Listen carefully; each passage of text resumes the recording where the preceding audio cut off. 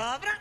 Znate li da voda ima pamćenje? Živa istina. Neki to poriču, ali je istina. Znate li da muškarce 6 puta češće udara grom? Znate li da sretne gorile podriguju? Znate li da trepnemo 1.000.000 puta dnevno? Znate li da vombati kakaju kockasto? A znate li da tišina na dugim putovanjima sprečava gubitak razuma? Daj, to nije istina. Istina je. Apsolutna istina. Da, istina je. To je bilo jednoglasno. Ali provjerit ću kad dođemo doma. Oboje spavaju. Dakle, što ćemo sad?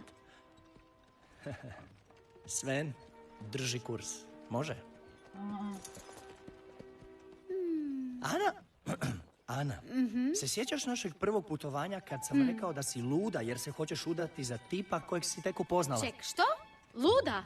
Nisi rekao da sam luda. Misliš da sam luda? Ne, mislim, bila si... Ne, luda. Naravno, samo naivna.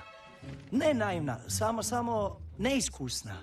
Kao ja. A kad si neiskusan, onda radiš svakakve pogreške. Znači, želiš reći da sam ja pogreška? Što? Ne kažem da si pogreška ili luda. Hoću reći... Kristof, tiho, molim te. Dobra ideja. Čujem ga, čujem taj glas. Čuješ ga? Olaf, probudi se.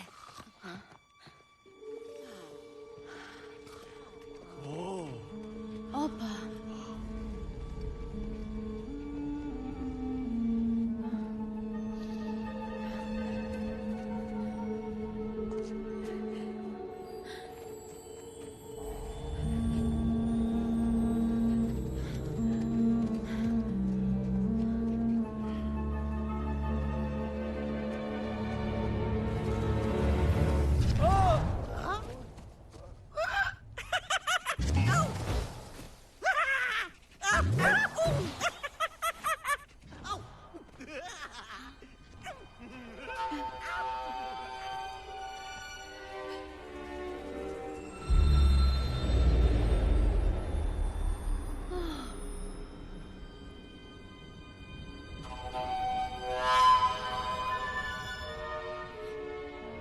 Obećaj mi da ćemo ovo učiniti zajedno.